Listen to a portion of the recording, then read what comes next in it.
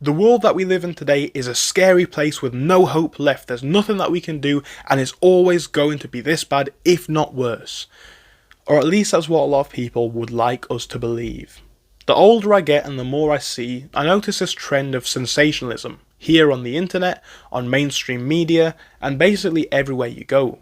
There's this mass fear-mongering everywhere you look, with people liking to say that all of the issues that we're seeing in society are just getting worse and is becoming a worse place to live for humanity as a whole. Undeniably, there are some really scary things going on in the world right now, there are some really troubling things, and in some ways, the world has never been like this before. However, every single generation does face its own challenges. And whether the world is or isn't the best or worst place it ever has been, a lot of what we see online at the minute has to do a lot with our opinions and the sort of narrative as a whole. What I want to discuss today is how this concept is changing our world, changing our lives, and what we can do to sort of manage the way that we see everything. Now, first we need to discuss what the actual issue is. As I say, we have this fear-mongering culture now of everything's getting worse, the society's going downhill, the country's going downhill, the economy's bad, war, trouble, all of this. And I'm not saying that these things aren't true. But what I am going to say is this: we make a really, really big deal about all of these things to the point where we think it massively and detrimentally impacts our life currently, impacts our future, and limits our potential.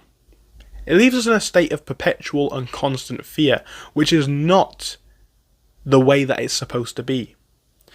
I do agree that pains, even halfway around the world, if not the full way around the world, are something to be sympathised with. Everybody has troubles, everybody has problems, and I feel for every human. I feel like that's just a humanity thing, right? At the same time, just imagine this: how slow news would have travelled 200 to 400 years ago. You would not know what was going on the other side of the planet for 6 months. By the time you knew what was going on, it was probably over, or the news that you were receiving was irrelevant. Now you can live stream something happening in Australia, the other side of the world. It's that simple. And in a lot of ways, this is a super powerful tool. It's created a lot of good in the world. However, it's also created this environment where, because we can see anything, and most importantly, everything, because we don't nowadays get a media sort of suppressed approach, we can see live streams from the people, we can see the raw data, the footage of anything in the world. We're led to believe a certain viewpoint. I'm not even focused on a specific issue here. We can talk inflation, we can talk the economy, we can talk war, we can talk societal trends. I see so many people looking into these things. And now we have this sort of sensationalism culture, where people base their lives off of things which directly do not affect them as much as they should. News about the economy, right? Look at how many people are terrified. Is it a big deal? Yes. Is it something to be completely terrified about? Arguably no. But why is this such a big thing today? Well, yes, it's because we get more information than we ever have. But also, I think it's because this is what sells. And I don't like to even admit this, but it's true. This is what sells. I have made nearly 500 videos on this channel. One of the biggest, and I would say best videos that I ever made was a video that was 55 minutes long about self-improvement, how to become the best version of yourself. It got 50 views. I made a video speaking about why young people want to leave Western countries, and it got 120k views. One was a really, really positive message. One was still, I think, quite neutral, but not as positive. And that's what did well.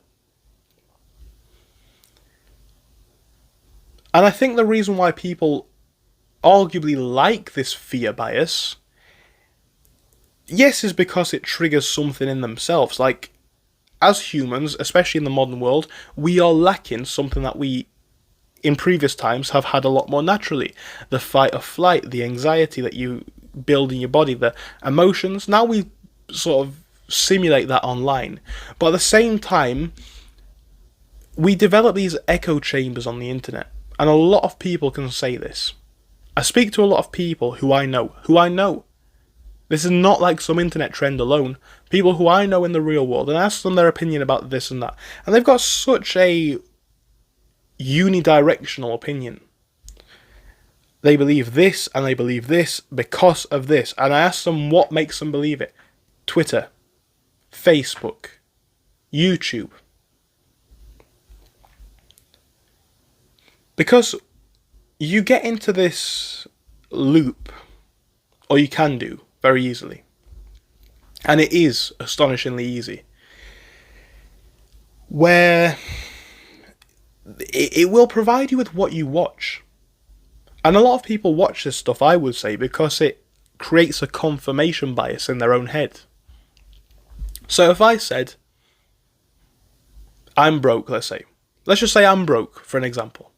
If I'm broke and I have a few options, I could do this. I could say the economy's bad and believe that, or I could try get a job or build a business and see what happens. One of those or two of those things take a lot of challenge. It takes a lot of going against what I believe, going against what I know. Whereas believing that the economy is bad and there's no hope and the country's in decline, although it may be to a degree true, there are still people getting paid 100k plus. There are still people driving around in Lamborghinis and Ferraris. If you live in any big city, especially cities like London or Manchester, you see this. You know it's true. People have still got money. So there may be some degree to it, but believing this in absolute, what does it do? Well, the economy is going downhill, is no opportunity. It absolves me then, as a broke person, of all accountability. That's the word that I'm looking for. It absolves me of all accountability. And that's a dangerous place to be in. We can't control every factor in our life, but we can completely control our reaction to it. This becomes increasingly difficult when we have an increasingly biased view to what we're looking at, with people receiving less of a comprehensive picture and more of what they want to believe. As this starts to prevail and continues to grow throughout society, I think the knock-on effects of this are going to be worrying. I think what I'm trying to say here as more of a broad point is we have this sort of sensationalization, and I'm not saying that we don't have any problems in the world. I hope I've made a big point of acknowledging that we do. But a lot of people now like to use this, I would say, as an excuse to believe what they believe, as an excuse to see a certain thing or a certain trend, and a lot of the time as an excuse to absolve them of guilt and responsibility.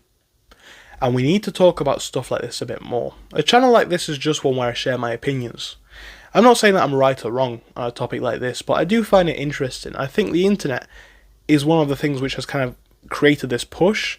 It's one of the things which has created more biased opinions, and we all know it's true, but we don't really speak about it all too much. Anyway, thank you for watching, guys. I hope you enjoyed. If you did, I'll see you soon. Goodbye.